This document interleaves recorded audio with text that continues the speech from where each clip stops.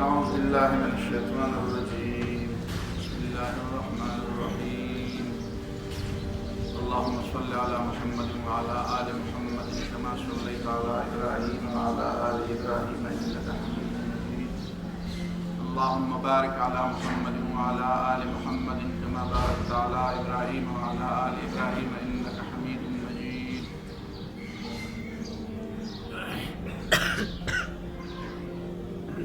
نن د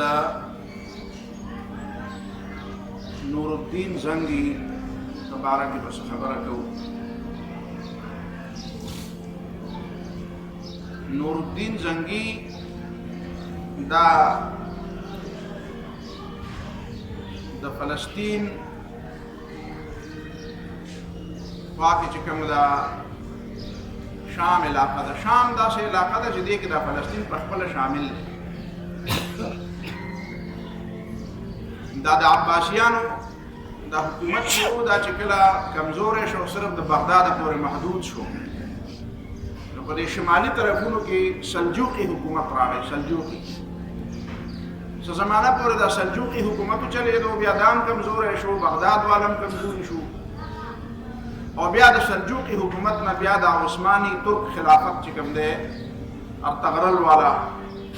دا سلطاني دا خلافت عثماني دا غیر د بطن نداره پیدا شو. خو دا چې د کومه زمانه ده، په کومه زمانه کې دا مقدس جنګونه ورته دي، وایي هولي وار یا کروسیډ چې ورته وایي، کروسیډ صلیبي جنګونه. په هغه زمانه کې دا نور الدین زنگی او صلاح الدین ایوبی د مسلمانانو دوه عظیم لیډران دا را پیدا شو، او دا د الله تعالی له طرف نه د مسلمانانو یو مدد و. دا نور الدین زنگی چې و د پلار عماد الدین زنگی د سلجوقیانو د طرف نه د حلب چې ورته وایي، الپو چې ورته د انګریزان ورته الپو وایي، د حلب چې دی دا اوس چې دا ډېر زیات جګړې پرې وشوې او د هغې حلب نه ډېر زیات مهاجرین راړل او زیات مهاجرین په ترکي کې آباد شو او حلب تباه برباد شو. نو دې حلب دا په شام کې د دمشق نه بعد، دا شام علاقه چې کومه وه د دمشق نه بعد د حلب ډېر لوی اهمیت و. نو دی د حلب ګورنر و، د دې نور الدین زنگي پلار عماد الدین زنگي. دی په خپله باندې ترکیان نه دي، خلک وایي دا سلجوقیان چې ورته وایي نو دا د سلجوقیانو د هغې حکمرانانو دا حکومت حصه وه، ځکه ورته سلجوقیان دي. دا بنیادي طور ترکیان نه دي، دا زنګیان دي. زنجي معنا دا ده چې دا د حبشو باشندگان دي، د دې خاندان د غلامانو خاندان دی. نو دا نور الدین زنگي د خپل پلار عماد الدین زنگي په ځای باندې بیا د هغه د وفات نه بعد دی بیا حکمران و. دی ډېر لوی عالم سړی و. دی په 511 هجري کې پیدا دی او 569 هجري کې دی وفات دی.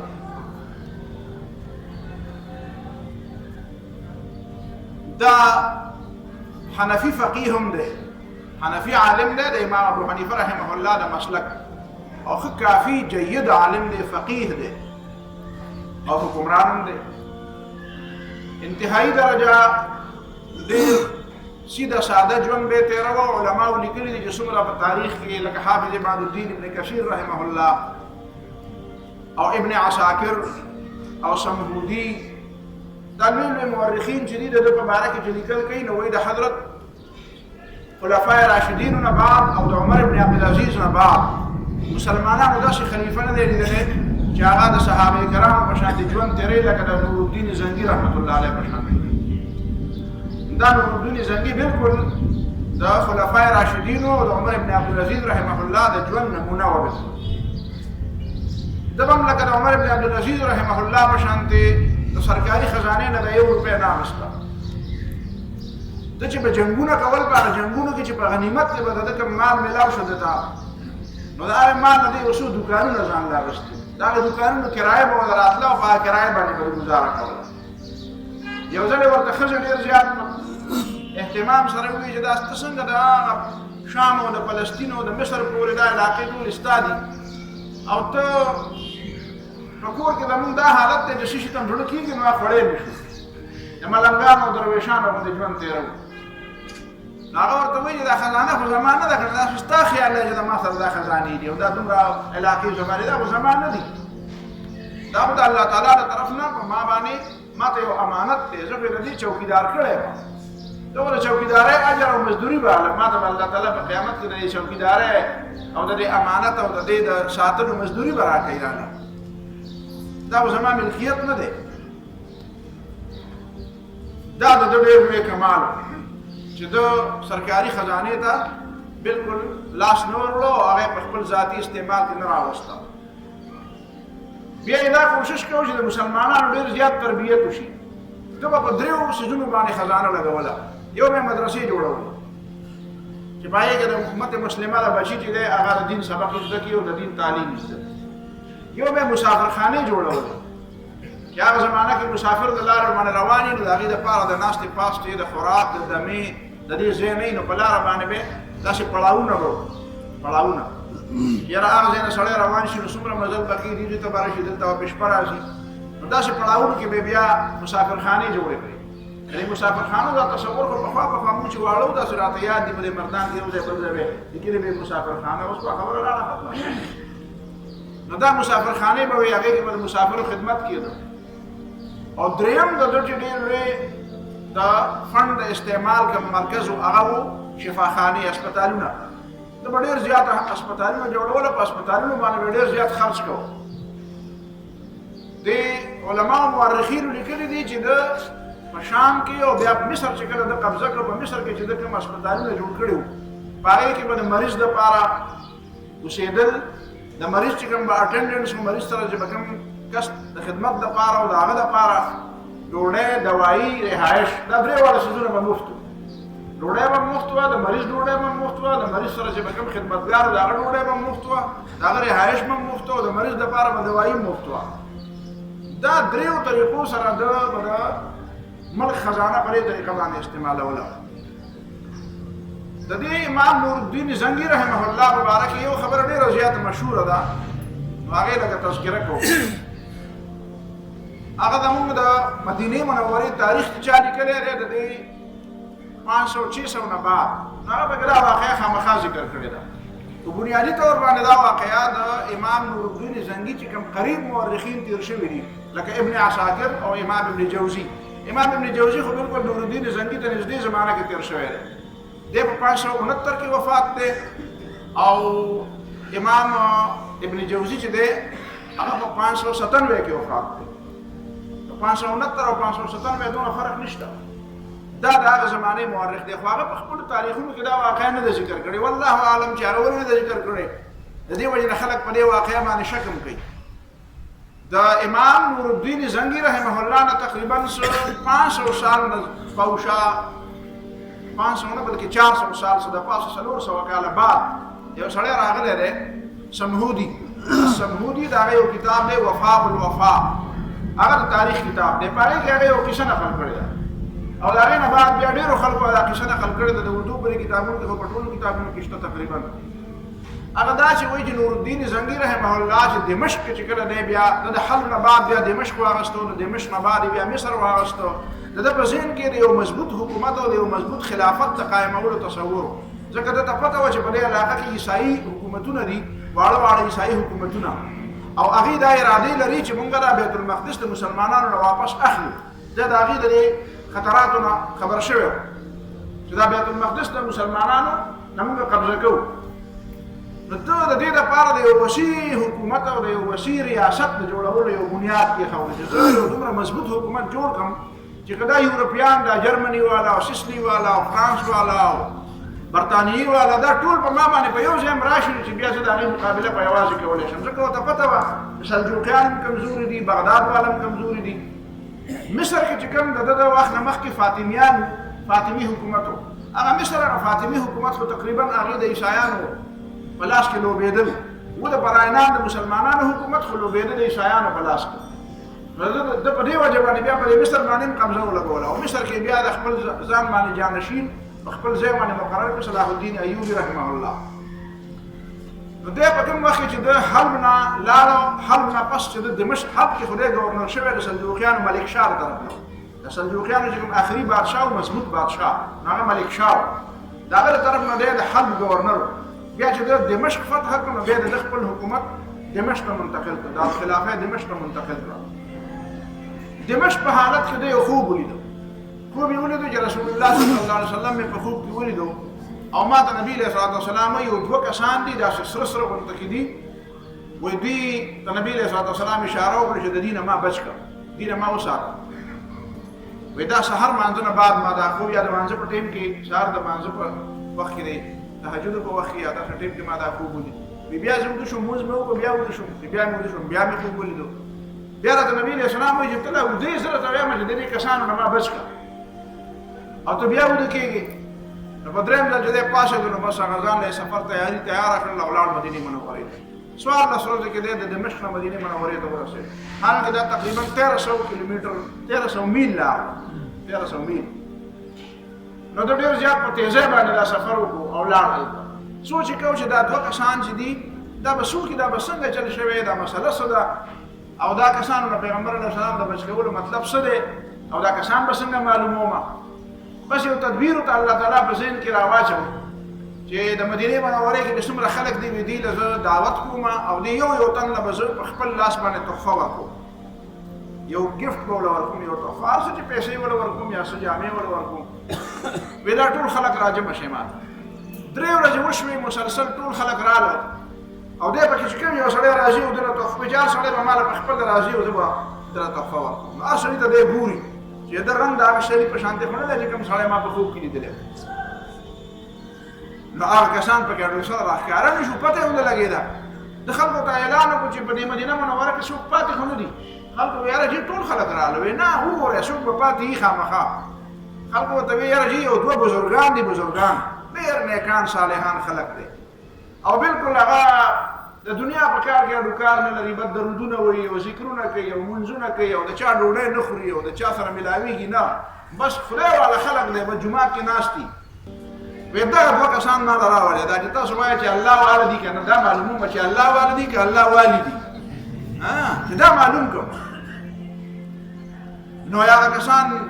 ته پسې سړي ولېږل چې دا رامعلوم کړي چې بادشاه صاحب هم غواړي نور الدین زنګي رحمت الله علیه راغلی دی تاسو غواړي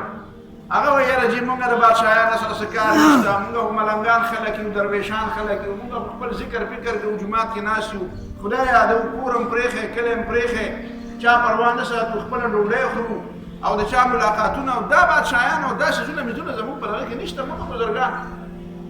هغې ورپسې راغله چې بادشاه صاحب هغه خو وایي چې مونږ نه ځو هغه پخپله را روان شوی ده چې دی نه راځي نو زه بیا خواله ورشم چې ورغی چې ویې کتل بیا راویې باسي چې راویې کتل چې ویې کتل نو دا شکلونه هم هغه بد دی خو پوه شو دا خو هغه یاران دي راویې نیول ورته ویې رښتیا راته وایه که د ځمکې له م رابغومه هغې ویې څه خبره ده رښتیا موږ خو د هغه مراکش نه راغلي یو مراکو هغه مغرب نه راغلي او دلته راغلي یو بس هغه ځای د مسلمانانو کې دومره د عبادت او د دغه ځای نه دی او دا د مدینې منورې د نبي علیه الصلات وسلام روضه ده او دلته موږ درودونه وایو بل کار هم نشته بل ډوډۍ موډۍ معمولي غوندې خپله ځان سره چې څه راوړي هغه خورو او نور به درود وایو د پیغمبر علیه الصلات وسلام په روضه ته ناست یو بس مطلب هم د الله تعالی روضه ده وایي تاسو اوسېږئ کوم ځای کې وایي دی چې ځو ستاسو کوټګۍ کوم ځای کې ده نو کوټګۍ هلته چېرته جوړه کړې وه لنډه هغه زمانه کې خو مسجد نبوي داسې نه وه لکه دا اوس سیده ساده نظام دا کوټګۍ ته یې ورغله دا کوټګۍ چې کومه دی پکې ناست و د هغې جایزه یې اخېسته اچانک د فرش ته فکر شو یو چټایي غوندې پرته وه پوزکۍ غونته کې پوزکۍ لرې کړو چې لرې کړو نو هلته داسې پته ولګېده چې د دې نه لاندې چېرته سورنګ دی سورنګ کې د دې ورننوتو پته ولګېده چې دې کې سورنګ کې خو دننه باقاعده کار کېږي او دې نه خاورې راوړلی کېږي سړو یې راونیول او لاسونه خپې ته وتړل او ورته ویل شابه اوس ال وایه بس هغې ال ویې مونږ خو د مراکش عیسایانو رالېږلي یو او راته یې ویې چې داسې چل وکړې چې د محمد صلی الله علیه وسلم دا جسه د نبي علیه الصلات وسلام دا میت دا جسم ناش چې دی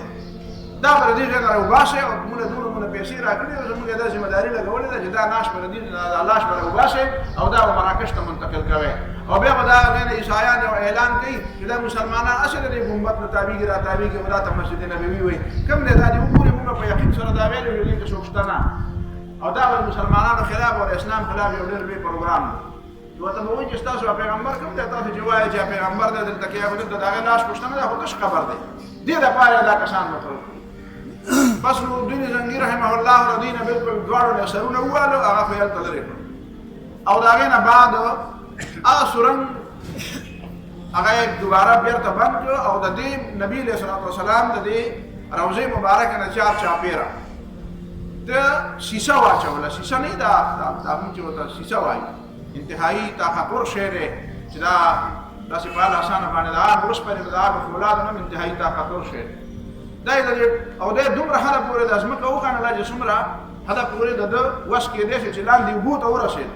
او هلته بیا جال خور کړو د هغې نه پسې دی ټول چارچاپېره یې ته شیشه او د رسول الله صلی الله علیه وسلم د دې روضې نه چارچاپېره د دې قبر د دې دواړو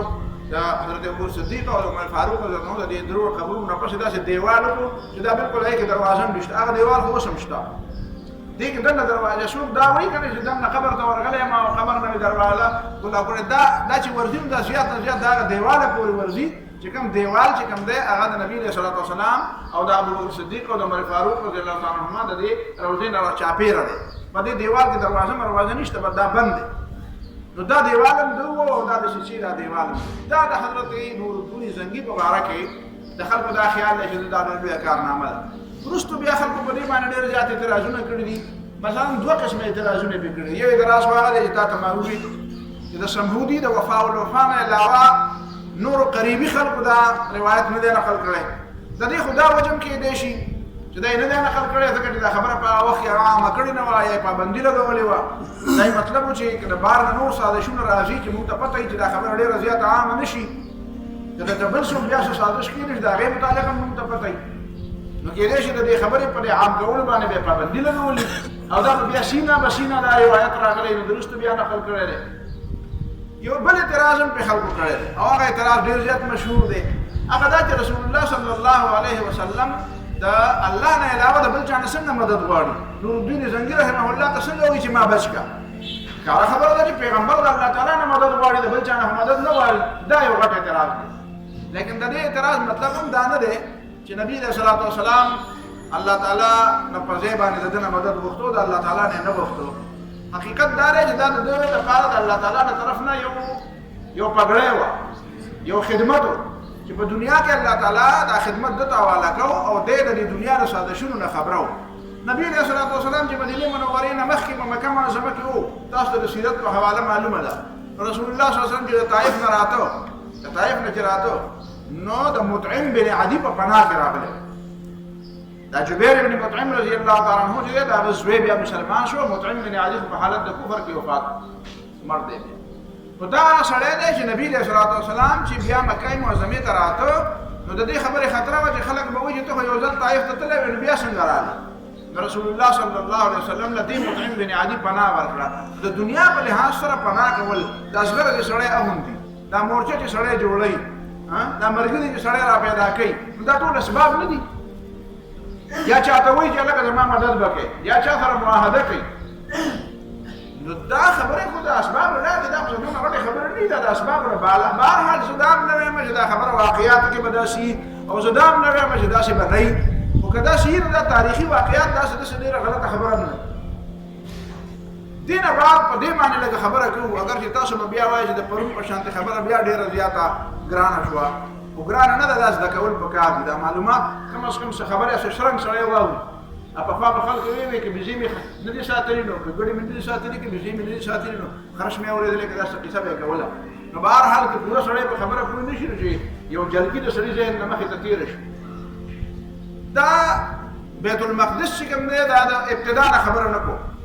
هغه وخت نه خو په خپله ښکاره خبره دی سلیمان علیه السلام جوړ کړو بیا په دې باندې ډېر دورونه راغلل د حضرت عمر رضی الله تعالی عنه د زمانې پورې دا بیا د عیسایانو سره او د یهودیانو سره عیسایان او یهودیان پکې شریک آباد بیا چې کله رسول الله صلی الله علیه وسلم معراج لته نبی علیه الصلاة والسلام الله تعالی د بیت المقدس ته راوسته د بیت المقدس په دې جومات کې نبی علیه الصلاة والسلام پیغمبرانو لمونځ هم وکړو گویا که د نبی علیه الصلاة والسلام د امامت د دنیا اعلان د دې بیت المقدس نه و د دې اشاره دې خبره ته هم وه چې دا به د مسلمانانو په لاس کې راځي په سن 17 هجری کې د حضرت عمر فاروق رضی الله تعالی عنہ په دور خلافت کې په فلسطین باندې حضرت سعد ابن ابي وقاص رضی الله تعالی عنہ او نور صحابه کرام مختلف صحابه کرام پکې راغلي حضرت خالد هم پکې راغلي نو دلته بیا د فلسطین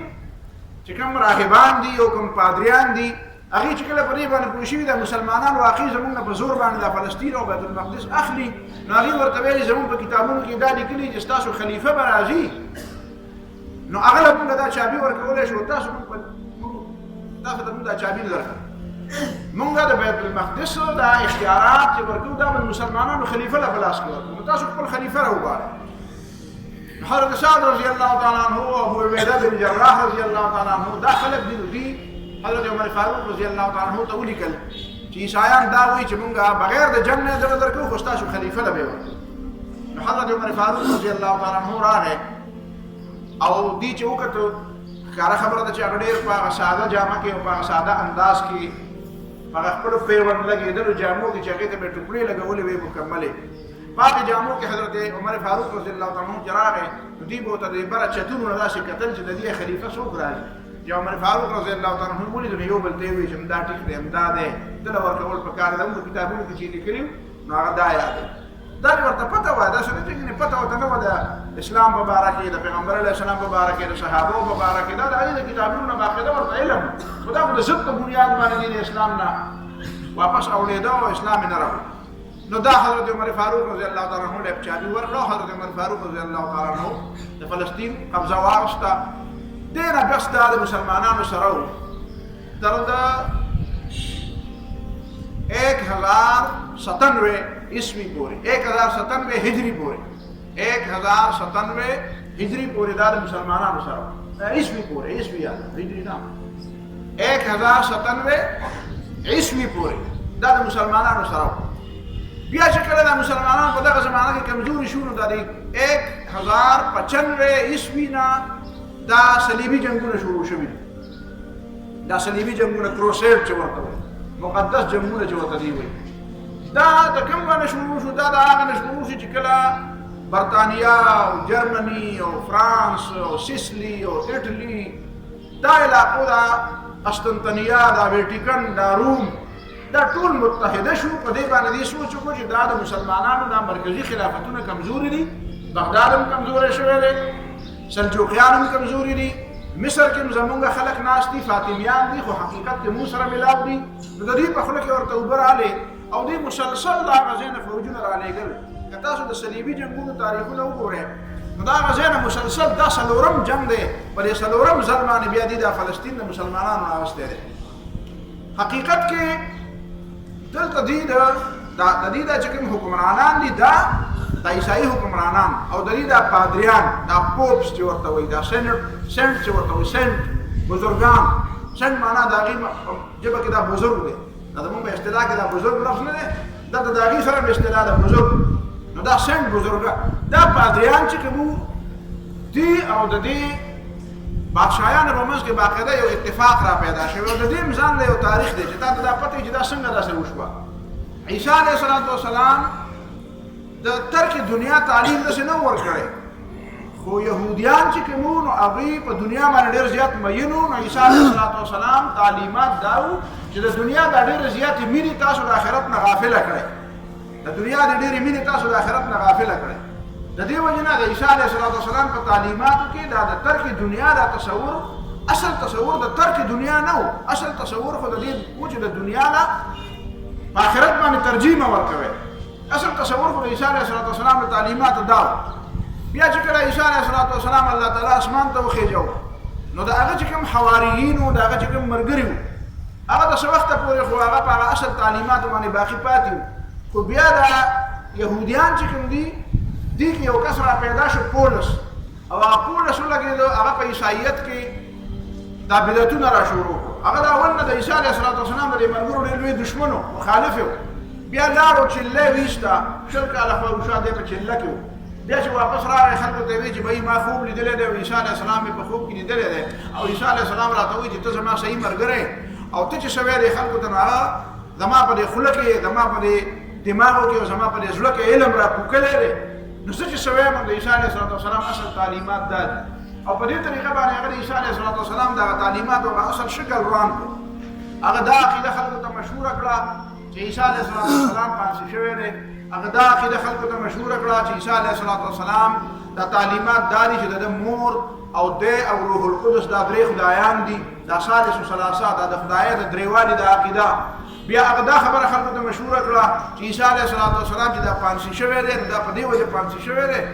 چې دا د کفارې په طریقه باندې پانسي شو. د عیسایان چې کوم خلک عیسی علیه السلام مني، دا د هغې په ځای باندې د کفاره ورکړه، ځان یې پانسۍ ته ورکړو او د ټول عیسایان د جهنم نه د ازادولو دپاره دا کار وکړو چې زه به دا ټول ځان پانسي کړم او دا ټول عیسایان د دې وجې نه هغه دا عقیده ورکړه چې عیسی علیه السلام به بیا د جهنم په دروازه باندې ولاړي او چې کوم عیسایي جهنم ته ځي نو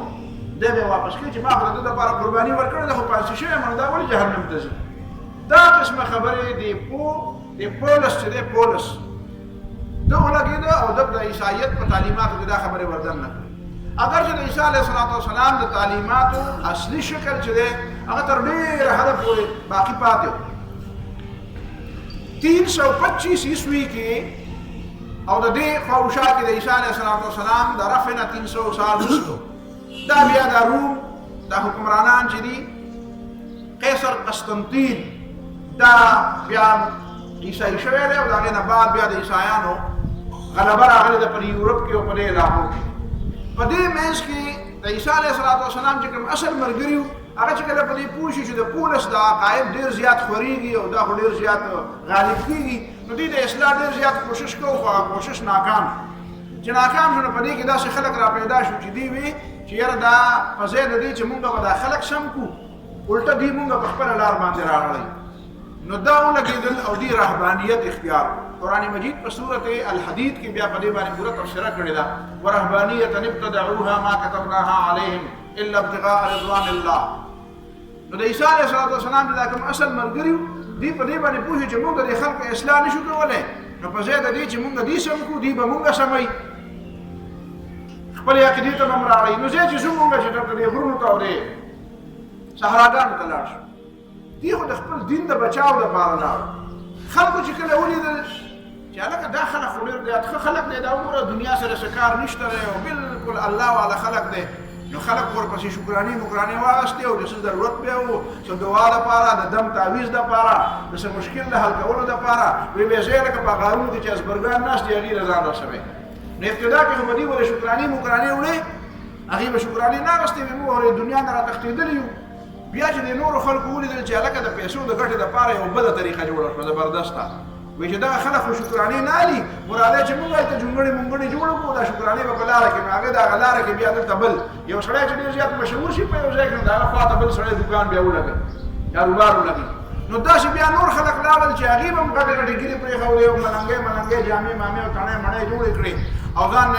وظیفې جوړې کړې او هلته یې جونګړې مونګړې چې خلک به تله وایي بیا چې هغه له مه ورځئ هلته ستاسو کار نه کېږي دلته راځئ. نو دا تعویضونه ماویزونه یې شروع کړو، دا دمونه ممونه یې شروع کړو، دا شکرانې مکرانې دا قصې مېسې هغوی شروع کړې. دنیا نه خلک تښتېدل، هغه خلک خو مړه شو چې حاکم دی ابتدا کې د دنیا نه تښتېدل، دا نور ورپسې لاړل. بیا هلته دومره شکرانې جمع شوې د هغه خلکو په عوامو کې دومره عقیدت جوړ شو چې بیا به د بادشاهیان هم یېرېدل. نو بیا دا پوپ او دا سنټ او دا بزرګان چې دي دومره قوت بیا موندو چې د بادشاه خزانه به کله خالي شوه نو د دې نه بیا قرض اخیسته، د دې نه به بیا په سود باندې به پیسې ورجوړ شروع کړو. دا مهاجن دي. دا قرآن چې وایي که نه یا ایها الذین آمنوا ان كثيرا من الاحبار والرهبان ليأكلون اموال الناس بالباطل ويصدون عن سبيل الله والذين يكنزون الذهب والفضة ولا ينفقونها في سبيل الله فبشرهم بعذاب أليم. هغه يكنزون الذهب والفضة هغه سرمایه‌داران رستو ذکر الناس دا د پیره او د علم او د دین په جامه کې چې دنیا راجمع کوي، د دین په جامه کې چې دنیا راجمع کوي، بظاهر خلکو ته ښکاري دا دیندار دی، هغه حقیقت کې دنیاداري، حقیقت کې د دنیا لپاره لګي خو د دې دنیا لپاره بل جامه ورسره نه نو دا د دین جامه د دنیا لپاره اغوستي. دا ډېر خطرناک خلک دي. ویصدون عن سبیل الله دا بیا د اسلام لار نیسي، دا د اسلام نه که په دې زمانه کې مې دا بحث بیا شروع کړو بیا کېدای شي تاسو ما پسې هم راغلئ لکه څنګه چې په دې کتابونو راغونډ وی که نه تاسې به د ثواب دپاره بیا مغرب به وایي چې دا هم ګمراه شوی دی. حقیقت که مې درته ووایي که رښتیا مې درته ووایي چې د دین په نامه باندې نن دنیا خلک څنګه د دین په جامه کې خلک څنګه دین خرڅوي. په بهرحال عقل لرئ، پوهه لرئ، هوښیاران خلک یې سوچ کوئ دې خبرو ته. د آخري خبرو ته به دا روژه به ختمېږي، د آخر ته به خبره راشي، بیا په ځان لکېنه سوچ کوه چې دا مې څه په دې روژه کې واورېده. رښتیا رښتیا دي او دروغ دروغ دي.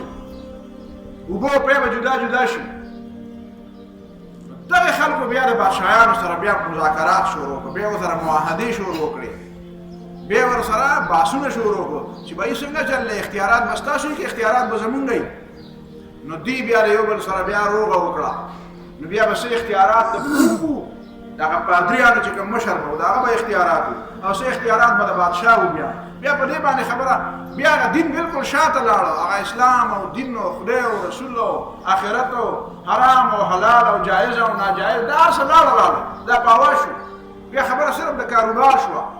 خبره د کاروبار شروع شوه چې بهی څه به راکوې او څه به درکوم،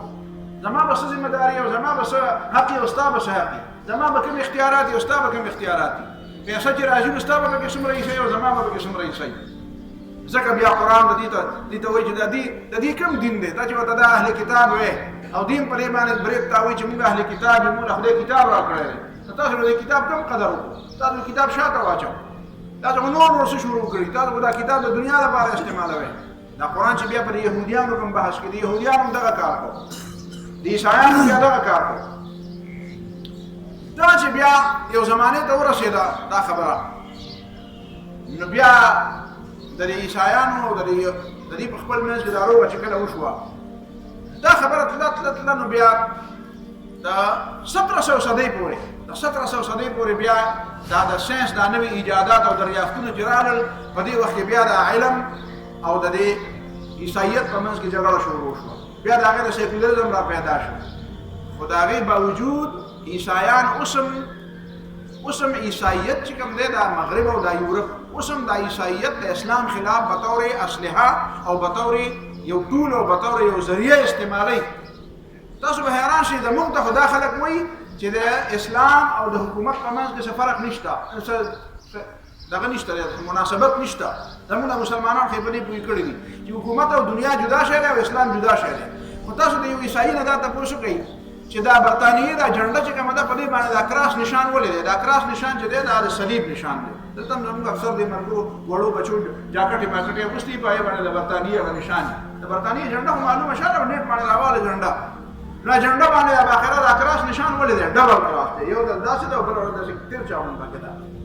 دا ولې ده د هغې جنډه؟ دا خو د عیسایت نښه ده. او تاسو وایئ چې په برطانیې کې سیکولرزم دی، او سیکولرزم دې ته وایي چې د مذهب سره یې کار نه وي. چې د مذهب سره یې کار نه وي نو په دې جنډه باندې دا د مذهب نښه ولې ده؟ ته که په جنډه باندې کلمه لیکې نو تا ته وایي یاره د جنډې نه دا کلمې ته څه ضرورت دی؟ یاره په یو زمانه کې دا بحث و دلته په پاکستان کې چې یاره د پاکستان په جنډه باندې کلمه لیکل پکار دي. نو خلک به یاره په دې جنډو باندې کلمې ته څه ضرورت دی؟ دا کلمه جدا شي، کلمه خو اصل د مسلمان بړه کې ده. نو خامخا د حکومت ته څه راوړی؟ نو دا تپوس د هغه نه وکړه چې تاسو چې دا د عیسایت نه ځان وایي چې موږ د عیسایت نه ځان خلاص کړی دی، او عیسایت صرف دا د دنیا شی، دا د حکومت سره او د دې سره یې کار نشته، دا ځان له جدا شی دی حکومت. نو دا د جنډه باندې دا ولې دا چل کوئ تاسو؟ داسې دا راته ووایه چې امریکا کې چې کله تاسو ګورئ د امریکې د صدر چې کله حلفي نو هغه به بایبل راوړي. بایبل هغه جارج واشنګټن چې په کوم بایبل باندې قسم خوړلی، جارج واشنګټن دا د دې په نسبت باندې مقدس بایبل دی. نو په هغه بایبل باندې په دې لاسې اوباما هم په دې لاسې ښودي، دا اوسنی ټرمپ چې دی دم په دې باندې چې حلف یې اوچته وکړه نه، نو په هغې باندې باقاعده داسې ښودي، هغې ځان ته یې ښودي. ته نو دا تپوس وکړه چې تاسو خو سیکولریست یې، تاسو خو وایئ چې د دین او د مذهب د حکومت سره کار نشته. نو چې زه درته وایم چې په دې عدالت کې زما په دې ایوان کې، زما په دې عدالتونو کې، زما په دې فوجي بیرکونو کې، زما د دې قوت په مراکزو کې، زما په دې منډیانو کې، په دې بینکونو کې، په دې کې د الله او د الله د رسول خبره، نو ته ماته وایې یاره جي د اسلام د دې سره څه کار دی؟ نو قرآن کې خو دا ټولې خبرې موجودې دي، په بایبل کې خو د حکومت د کولو طریقه هم نشته. نو په بایبل باندې دی قسم خوري او ما ته وایي ته په قرآن باندې قسم خبره مه کوه. چې ته په بایبل قسم خورې نو دا خیر دی،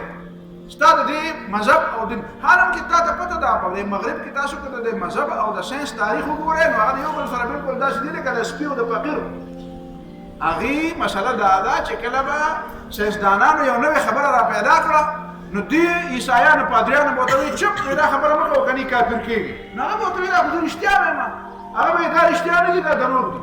نو هغه به په دې باندې کوپر پتو ولګول چې پتو به ولګول نو دا به مړه کړل هغې په اخر پوه شو چې بھائی دا خلک خو چپ کړي دې خو ګډې وډې شروع کړي د یورپیانو په دماغو کې دا راغله چې دا دین او دا مذهب چې دی دا د ساینس او د علم خلاف دی حالانکې د هغې هغه مذهب چې د سره هغه مذهب وو نه هغه خو په 19 ورته تباه کړی برباد کړی او په هغې کې خو ټول د یونان فلسفه وه په عیسایت کې خو ټوله د یونان فلسفه وه هغې کې د خدای او د خدای د رسول خبرې خو نه وي یعنې د الله او د الله د رسول خبرې چې د ساینس خلاف څنګه کېدی شي او ساینس د الله او د الله د رسول د خبرو خلاف څنګه کېدی شي کوم رب چې دا کائنات پیدا کړي دي هغه رب دا کتابونه رالیږلي او دا پیغمبران یې رالیږلي دي نو دا څنګه کېدی شي چې د دې دواړو په منځ کې تضاد وي څوک دې په قرآن مجید کې داسې خبره ثابته کړي چې ساینس یو څه وایي ثابت شده حقیقت د ساینس یو څه او قرآن بل څه ویلي دا دونه خبره مې د دې دپاره وویله چې د 1195 نه چې کوم د صلیبي جنګ شروع شو په هغې کې چې تاریخ تاسو ګورئ نو د عیسایان پادریان او حکمرانان دا بالکل یک جان دو قالب دي هغوی هلته یو بل له غاړه ورکوي چې کله د یو بل سره یو زمانه کې جنګونه او د یو بل خلاف به باقاعده فتوې لګولې او بادشاهیان به یې راکوزول او هغې به د دې خلاف او دې د هغې خلاف او بیا به په پیسو باندې روغه کېده نو هغوی خو د اسلام خلاف او د بیت المقدس د قبضه کولو دپاره یو بل له لاس ورکړي تاسو به حیران شئ اولني دا چې کوم صلیبي جنګونه شروع شوي دي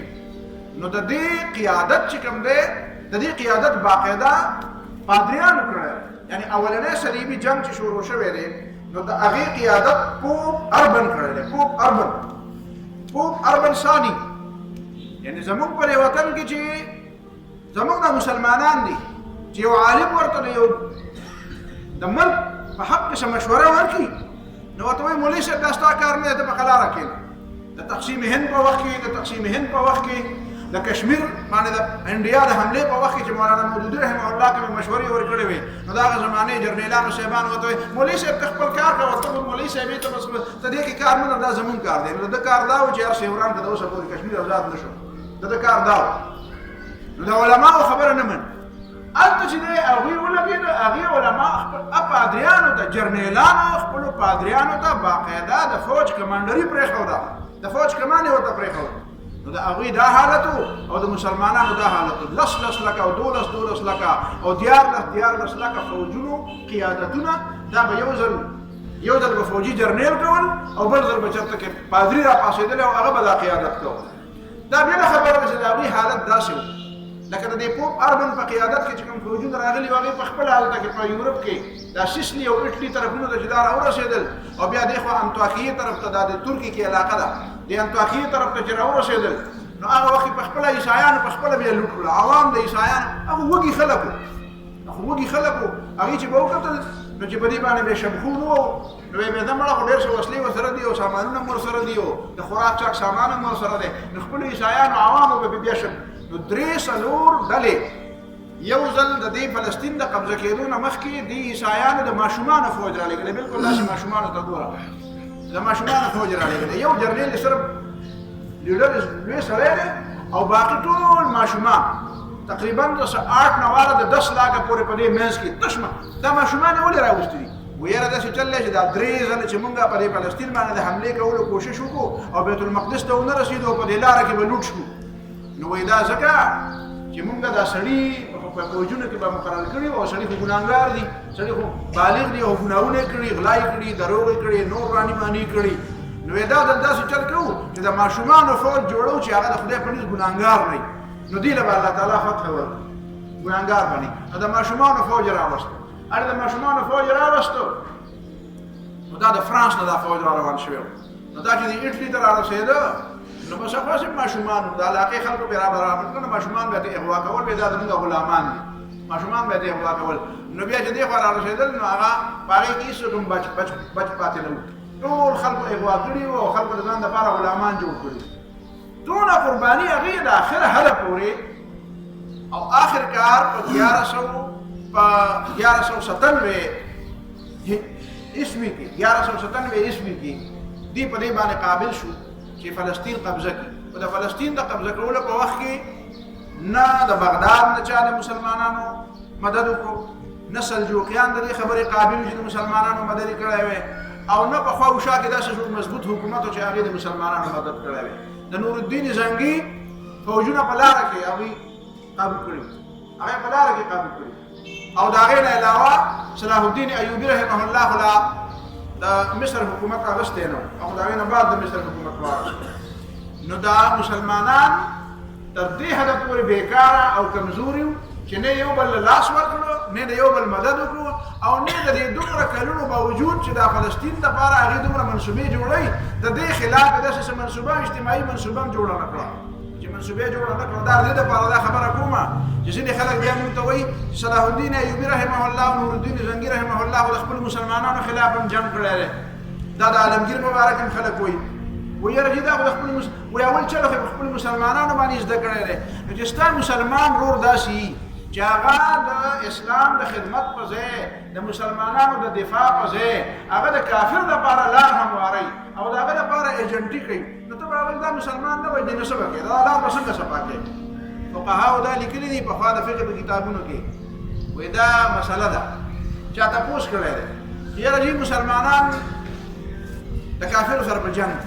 او دا کافر ولګي او یو مسلمان دوه مسلمانان راونیسي او هغه ځان ته مخامخ داسې ډال ته چې ورځې پرې کافرانو باندې نو هلته مسلمانانو ځان ته ډال کړي نو ته چې توره وې یا غشه وې یا په توره باندې وې یا لینده باندې ولې یا په نیزه باندې ولې نو هغه کافر خو د هغه مسلمان نه شاته دی هغه کافر نه لګي یا مسلمان لګي. نو د علماو نه دا تپوس شوی دی په فقه کې چې اوس به څه کوو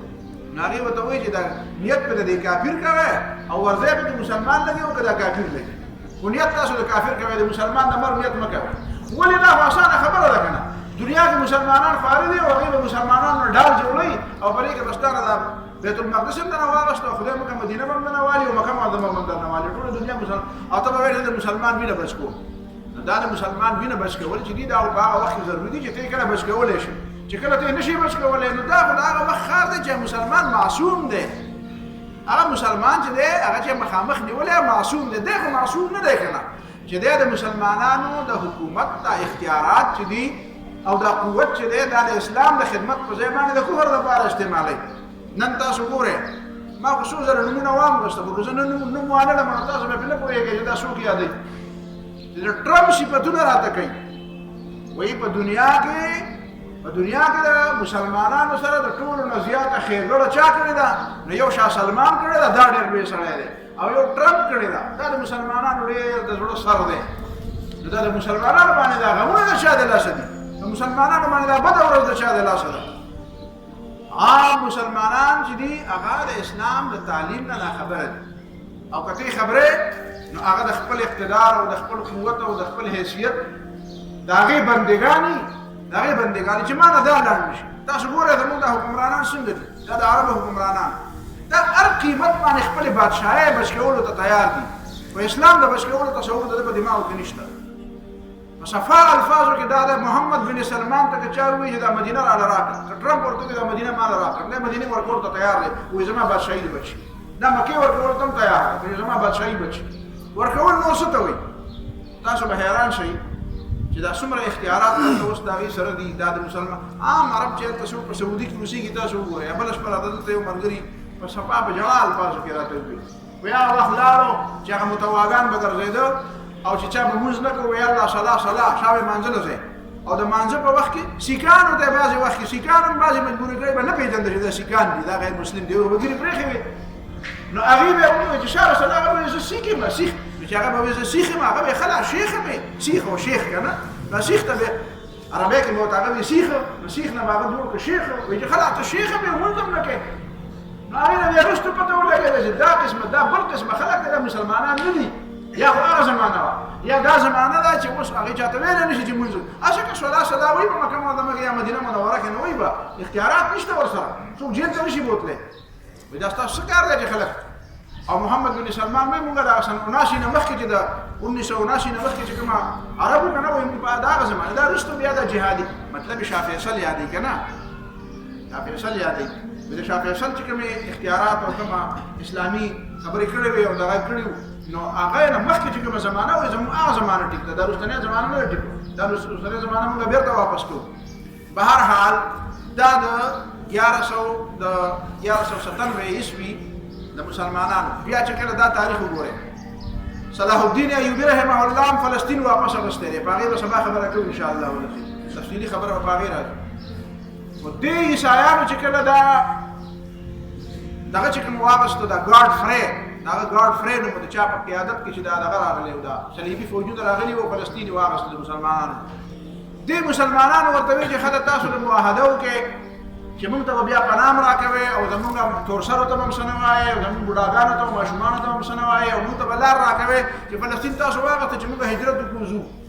نو دوی خو ورسره اول نه دا معاهده وکړه خو چې کله بیا یې فلسطین قبضه کړو نو بیا یې نه د ماشوم خیال ساتلی دی او نه د بوډا خیال ساتلی او نه د نارینه خیال ساتلی او نه د زنانو خیال ساتلی دی مکمل تېغ تېغ کړي دي مکمل تېغ تېغ کړي ټول یې وجلي قتل عام یې کړی دی دا بیا موږ ته وایي دا مسلمانان دهشتګرد دي وره موږ اوس نن دهشتګرد نوم ایښودی دی بیا تاسو وګورئ چې کله صلاح الدین ایوبي رحمه الله فلسطین فتح کړو نو په هغې کې د یو سړي د یو عیسایي ظلم چې چا سره نه دی شوی د یو نارینه یو د زنانه د یو پادري حتی که هغه پادریان چې کوم دي هغې ته یې وایي چې تاسو پاتې کېږئ دلته نه پاتې کېږئ او چې ځای نه ځای بلکل تاسو د لارې کلاو دي که دلته پاتې کېږئ موږ به دله وظیفه هم درکړو که دلته پاتې کېږئ موږ به دله باقاعده بینفټ درکړو ستاسو خرچه ستاسو د ګرجو جوړول ستاسو د ګرجو تعمیر دا ټول زموږ په ذمه باندې نو یو طرف ته عیسایت تاریخ دا دی چې هغې د الله تعالی کورونه او بیت المقدس او پاکې ځمکې د هغې نه لحاظ کړی دی او نه د معاهدې لحاظ کړی دی او یو طرف ته د مسلمانانو تاریخ دی او بیا هم نن مسلمان بدنام دی خلک مسلمانانو ته وایي تاسو دهشتګرد دی او تاسو زیاتی کوئ او تاسو مسلمانانو د وینې نه تویولو نه بغیر بل کار نشته په دې اعتراض باندې دا چې په دې احادیثو باندې کوم خلک اعتراض کوي که نه نو ته دې تپوس کوئ چې دا حدیث نعوذ بالله د دې کتاب نه مونږ لرې کړو ته به بیا اعتراض نه کوې بیا په دې قرآن اعتراض ستا نشته ستا په خدای اعتراض نشته ستا خو په خدای مې ستا خو په دې کلمه باندې مې اعتراض دی ستا خو په کلمه ستا خو په مانځه باندې مې اعتراض دی ستا خو په روژه مې اعتراض دی ستا خو په لا اله الا الله ستا خو د آخرت په دې عقیده باندې مې ستا خو په جنت او په دوزخ مې اعتراض دی دا تپوس مه کوه دا سوچ مه کوه چې یاره دې خلک اعتراضونه کوي اعتراضونه خو هغه سره پرېږدي نه د اعتراض نه ته نشي بچ کېدی خبره دا ده چې بنیادي طور باندې د اخرنۍ خبره کوم دا دغه نه دی د ترکي دا طیب اردوغان دې ډرامې شروع کړي دا جوانان نه دي ماشومان هغه ډرامو نه ټول عربو هغه ډرامو باندې پابندي ولګوله ځکه چې عرب جوانان ماشومان چې دي هغه ډرامې اوري او هغه بیا د جهاد هغه سبق راتازه کوي دا ما او تاسې په دې تقریرونو باندې دا مرۍ شنې شوې او څه مزده هغه د هغه ډرامو هغه د زمانې ژبه پېژني که دې زمانه کې د ماشومانو ژبه دا ده د جوانانو ژبه دا ده نو هغه ژبه به هغه ډرامې په مختلفو ژبو کې ترجمه کوي نو یورپ ته خو پته لګېدلې ده خو څه ماشومان نه دي نو ته یې اردوګان تللی دی نو ټرمپ سره ملاقات لپاره چېرته یو کال نیم مخکینۍ خبره ده نو ټرمپ ورته وایي چې تا خو بیا ډرامې مرامې شروع کړي دي بېرته د هغه زاړه خبرې دي بېرته راتازه کړي دي څه دې خیال دی ټرمپ ورته مخامخ وایي ته یې اردوګان ته وایي تا خو بیا ډرامې مرامې شروع کړي دي بیا د خلکو تربیت کې لکه مطلب یې دا ده چې هغه خلافت هغه د فلسطین د ازادېدو هغه د اسلام د غلبې هغه د مسلمانانو د عروج هغه د معنا د مسلمانانو د ترقۍ دغه خوبونه ته بیایي نه څه دې خیال دی نو ته یې اردوګان ورته یو جمله ویلې ده ورته یې وي چې زمری کله په خپل تاریخ نه لیکي که نه نو ښکاري به یې تاریخ لیکي ښکاري به وایي چې ما زمری داسې کړو چې ما په دا ګزار وکړو نو زمري داسې چغې ووهلې وتښتېدو داسې مې کړو بیا مې رایسا کړو او خپې مې وله ماتې کړې او غوږونه مې ترې پرې کړو برېت مې ترې کټ کړو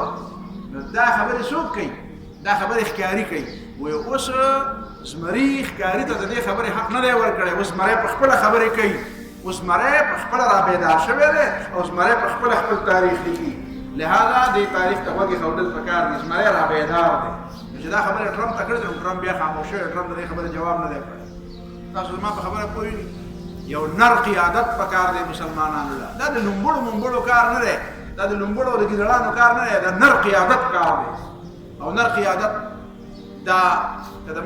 دا مسلمانان داسې ماته مه وایي چې لکه په دې ځای کې څوک دی او په دې ځای کې څوک دی دا سن 47 کې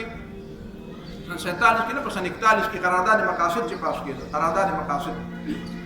سن 41 کې د علامه اقبال خدای نه درې کاله مخکې وفات شوی او سن 38 کې د علامه اقبال یو شعر و دغه سن 41 دغه قرارداد مقاصد چې کومه جلسه وه د هغې تصویر ما کتلی ډېر پخوا مې چېرته کتلی و هغې باندې چې کوم مخامخ بینر لګېدلی دی په هغه بینر باندې یو شعر لیکلی د علامه اقبال کہ جہاں میں اہل ایمان صورت خورشید جیتے ہیں ادھر ڈوبے ادھر نکلے ادھر ڈوبے ادھر نکلے دا ټوله دنیا د الله تعالی ده دا ټوله دنیا لیډران چې د مسلمانانو را پیدا کېږي دا زموږ لیډران دي طیب اردوغان هم زموږ لیډر دی او په دې ملایشیا کې یو لیډر را روان دی د دې دغه نه بعد وایي په خبره باندې ابراهیم دا نوم دی ابراهیم هغه ابراهیم را روان دی د دې مسلي دا اوسنی وزیر اعظم چې دی د ده او د هغې په منځ کې اتفاق شوی دی په شریکه باندې الیکشن ګټلی دی نو اول یې ده ته ویلي چې اولنی دا یو ټرم به مونږ نیم کړو نو نیم ټرم به ته وزیر اعظم یې او نیم ټرم به بیا ده وزیر اعظم نو دا ټرم د ده چې پوره شي نو بیا به د هغې نه پس د هغه ابراهیم ټرم راځي هغه انتهایي د طیب اردوغان په شانتې بلکل د هغه کافي ده بلکل نو الله تعالی مسلمانانو له قیادت ورکوي خو د دې خبرې نه یاره نه ده پکار دا ذهن لږ جوړول پکار دي د حالاتو سره ځان لږ ویول پکار دي حالات کوم طرف ته روان دي صرف په دې نه کېږي قرآن کې الله تعالی چې موږ ته وایي که نه وانتم الاعلون ان کنتم مؤمنین تاسو به غالب یې که ایماندار یې ایماندارۍ کې دا خبره شرط ده چې د دنیا د حال نه به ځان خبرې باقي خبره ان شاء الله العزیز سبا کوو واخر دعوانا الحمدلله رب العالمین